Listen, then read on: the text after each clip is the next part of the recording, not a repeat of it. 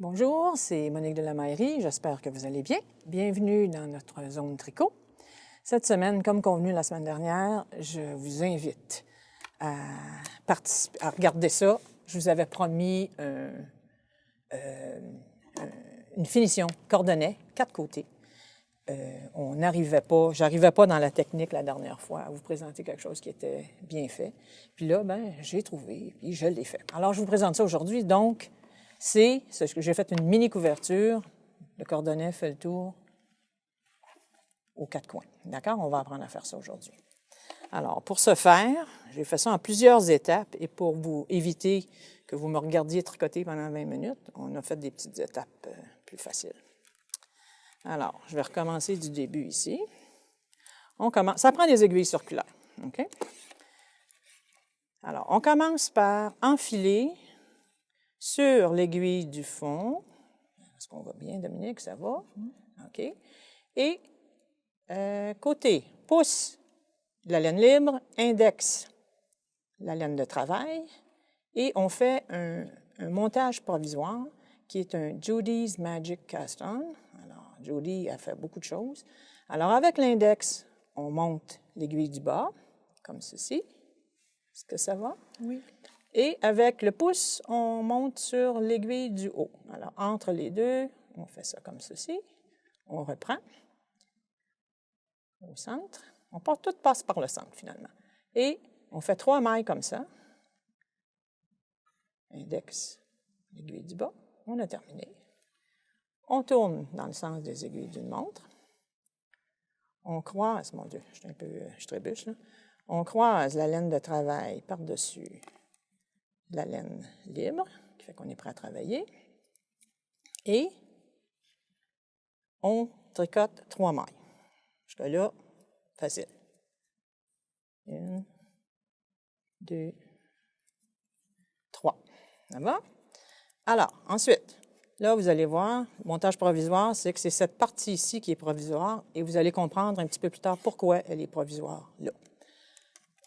Et on va tricoter un autre rang, dis-je, pour permettre cette partie-ci de tourner.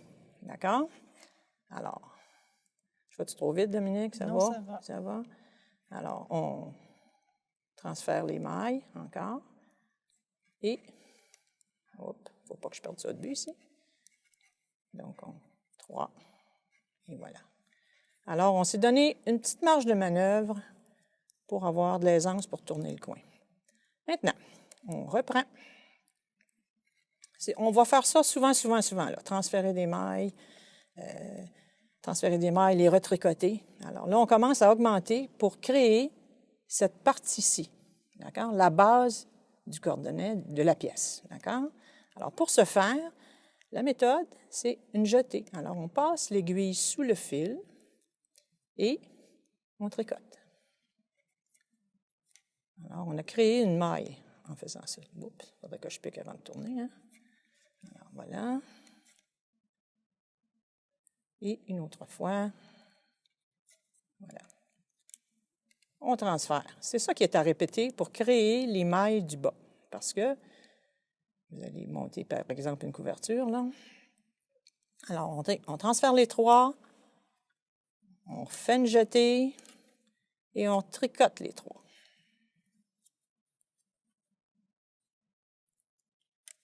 Je vais le faire quelques fois pour que vous compreniez bien.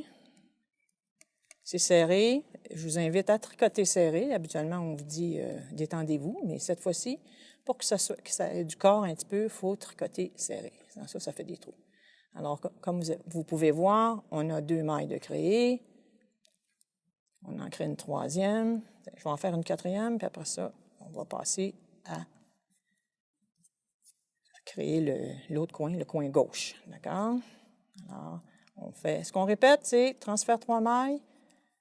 OK? Donc, on transfère les 3 mailles. Excuse-moi, hein, Dominique, je m'en vais à l'autre bout, puis une jetée. Et on retricote. D'accord? Alors, ça, on répète cette opération-là tant et aussi longtemps qu'on n'a pas le nombre suffisant de votre patron. Si, par exemple, c'est 100 mailles, ben on répète ça 100 fois. Les 3 dernières mailles servent de cordonnet, de la bordure de gauche. Les 3 ici servent de cordonnet à la bordure de droite. Et le centre, évidemment, va être rempli au point que vous avez choisi de faire. D'accord? Je vais déposer ceci. Merci, Dominique. Et je vais continuer sur cela. OK. On est rendu à 3, excuse-moi, 3, 6, 9, 10, 11. Alors, je vais faire une 12e maille. D'accord? Donc, jeter les 3 dernières. Donc, j'ai fait un échantillon de 12 mailles là, pour vous donner une idée. D'accord? Bon. Là, on est rendu à tourner. Donc, ce qu'on va faire, on va transférer une dernière fois. Ça va. Et au lieu de faire une jetée, on va tricoter les 3 dernières mailles pour donner un peu d'aisance pour que le coin puisse tourner sans, comme on dit, friser, là, hein, pour qu'il y ait un petit peu d'aisance pour que ça fasse une belle finition. Alors là, on recommence, puis le beau côté de la chose, regardez ça, ça c'est magique. Alors, je vais vous remontrer ça. Les 3 premières qu'on a mis ici, oh, puis il y en a 4, là. Non, il y en a 3, servent de bordure de droite, la bordure de gauche et la base qui est déjà faite. D'accord? Ici maintenant. Hop. Alors, on tricote les 3 premières à l'envers parce qu'on est sur l'envers du travail. Le cordonnet se fait en jersey. OK? Inquiétez-vous pas, là, avec toutes les consignes. On a écrit les consignes, ça va être mis sur le site. Vous pourrez suivre ça un petit peu. D'accord? Alors, moi, j'ai choisi de faire maille de riz parce que je trouvais que c'était le point qui... Ça aurait pu être à l'endroit aussi. Le point qui donnait un beau relief et une belle différence entre le cordonnet et le point de la couverture. Micro-couverture, j'en conviens, mais quand même. Alors, whoop. Donc, je rentre en vert.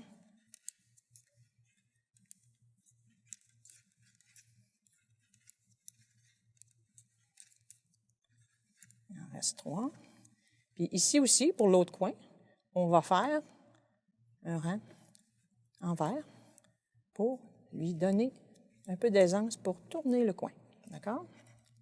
On tourne. Je vais faire un autre rang là, pour vous montrer ce qu'il y a à faire après ça. Et vous allez répéter la dernière opération tant et aussi longtemps qu'il n'y aura pas la hauteur désirée là, pour votre couverture. Donc, je tricote la première. Là, je suis rendu ici en vert. On va essayer de faire ça vite pour vous faire patienter trop longtemps. OK.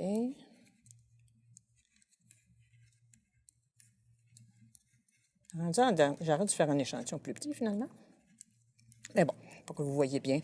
Hein? On fait ça un petit peu plus grand. Rendu en dernier, ici, on glisse les 3 dernières mailles individuellement. Donc, à l'envers, pour ne pas changer le sens des mailles. D'accord? Vous voyez, là, ça nous a donné un petit peu d'aisance pour qu'on puisse tourner le coin. D'accord? On s'en retourne. Et c'est cette opération-là qu'on répète. Ici, le fil est ici, puisqu'on a glissé les 3 dernières mailles. Alors, vous allez piquer à l'envers, parce qu'on est sur l'envers du travail. Et je vous invite à tirer, parce que on veut un cordonnet, on ne veut pas une extension jersey. Hein? Alors, il faut tirer pour que ce soit serré.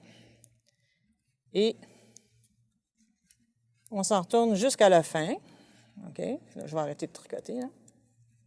On s'en retourne jusqu'à la fin. Les 3 dernières mailles, on va les glisser à l'envers. Le fil va être ici. Vous allez vous retourner. Vous allez reprendre votre travail à l'endroit de ce côté-ci. D'accord? Alors, j'ai un autre petit bout d'échantillon. Je vais vous montrer. Vous répétez cette opération-là, celle que je viens de décrire, jusqu'à ce que vous ayez la hauteur souhaitée de votre couverture. D'accord? Alors, on est maintenant rendu à faire le coin supérieur droit. D'accord? Ici. On va rabattre les mailles en cordonnet Et on va terminer ici, encore donnant de l'aisance dans les coins, et ça se termine par un grafting, comme le bout de vos pieds, quand vous faites des bas de la cheville en descendant, ou un toe-up avec un talon afterthought, on fait du grafting. Donc, la couture ne paraît pas, on a l'impression que c'est en continu. Alors, pour ce faire, j'ai avancé un petit peu l'échantillon. Là, je suis rendue ici. Mon Dieu, je suis un petit peu, excusez-moi, je suis un peu prise dans mon fil. Voilà, ici. Donc, on va, ici, on va tricoter comme ceci. Et là, je suis rendue à rabattre. Non, je ne suis pas rendue à rabattre. On va faire comme ça. J'ai rajouté un petit peu d'aisance pour être capable de tourner. Je vais me retourner pour faire un autre rang envers. Encore là, tout ça a pour but de vous faciliter la tâche et d'avoir un beau coin bien droit qui suit votre tricot. D'accord? Alors, on continue. Là, on est rendu à rabattre les mailles pour qu'on finisse le cordonnet supérieur. OK? Si je vous montre ça ici, là, on est en train de faire ça ici. Alors, 2 mailles en droit. 2 mailles ensemble, torse, donc sur le brin arrière. OK?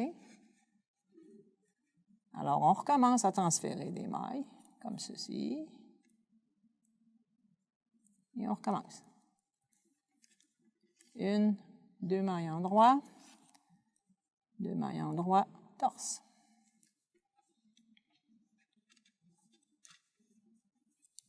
On transfère comme ça. Bon, il va falloir que vous me suiviez jusqu'à la fin, là. C'est bon? Alors, 2 mailles en droit, 2 mailles ensemble, torse. Ce que ça fait, torse, c'est ce que ça fait tourner les tricots. Vous voyez, déjà, là, ça s'établit. D'accord? Alors, vous continuez comme ça jusqu'à la fin. Tiens, je pourrais peut-être sauter ça ici, l'enlever, histoire de vous montrer, pour éviter de vous faire attendre et de me regarder tricoter. Alors, rendu à la fin, c'est-à-dire que ça prend les 3 dernières ici. OK? Vous allez faire cette opération-là jusqu'à temps qu'il vous en reste 3 ici. D'accord? Voilà. Vous allez tricoter ces 3-là, qui va donner l'aisance du coin. Et vous allez, après ça, tout simplement grafter, comme avec des bas. Là, ça va donner quelque chose comme ceci. Et vous allez grafter ça ensemble. Vous savez comment, là? Ça, je n'ai pas besoin de vous montrer. De toute façon, dans un de nos podcasts, là, on l'a montré, je pense. Alors voilà, c'est tout simplement ça. Pas très difficile. On a tout donné les consignes par écrit. Ça sera indiqué sur le site. C'est bien ça, Monsieur le directeur technique. Alors, vous pourrez suivre ça par écrit tout en revoyant la capsule. D'accord? Je vous parle des nouvelles de la mairie. Alors, je vous rappelle notre participation au Festival Twist qui va avoir lieu 17, 18 et 19 août prochain. On vous réserve des belles surprises. Alors, on vous attend avec impatience à notre kiosque. Venez nous voir, ça nous fait toujours plaisir de vous rencontrer. Alors, au plaisir de vous voir là-bas. Et on a reçu des petites nouveautés en magasin, entre autres la Nord de Drops, une nouvelle palette de couleurs, moutarde, noir, un rose, un bleu, sarcelle foncé, en anglais c'est teal. Alors vraiment très intéressant, un mélange alpaca, laine et nylon, donc extraordinaire pour faire des mitaines, extraordinaire pour faire des bas, très chaud. Fait que c'est à essayer. Chantal a testé ça. Ça marche super bien. Alors, ça, c'est une de nos nouveautés. Une autre de nos nouveautés, c'est du hareng de cascade. Grosseur hareng. Vraiment des beaux projets pour des gilets, des tuques, des mitaines aussi. Très, des belles couleurs. Hein? Vraiment, là, je vous montre celle-là, mais il y en a d'autres en magasin. Venez nous voir, on va se faire un plaisir de vous montrer ça. Très doux. On aime ça. Hein, quand ça ne pique pas. Alors, c'est mon cas, en tout cas. Alors, vraiment, ça, c'est vraiment très chouette. Il y en avait une noire charbon. Et dans la Drops Kid Silk, des couleurs absolument extraordinaire. Des châles en perspective. Celle-là, elle est chinée. Wow, c'est quelque chose de beau, vraiment. Hein, on voit qu'elle est chinée. Alors, ça va donner un châle ou un jumelage. Là, on a un cours avec ça à l'automne. Venez nous voir avec ça. Puis, un petit rose un petit peu plus solide que celui-là. Un petit taupe un peu plus foncé. Un petit lilas pâle. Un gris bleu magnifique. Vraiment, ça nous donne le goût de tricoter. On est au mois d'août, mais bon, l'automne arrive, on se prépare à tricoter.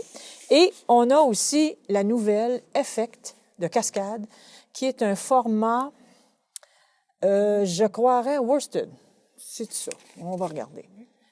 C'est en plein ça. Format worsted. On a pour l'instant 5 belles couleurs, donc un rouge brûlé, bleu. Ça aussi, ça donne l'effet de teint à la main. Ça donne des gilets texturés vraiment très, très intéressants. Un rose pâle, un turquoise et un gris. Magnifique. Alors, franchement, venez nous voir. Le magasin déborde et regorge de toutes sortes de nouveautés. Alors, d'ici à ce qu'on se voit la semaine prochaine, je vous souhaite le bonjour et à bientôt. Bye.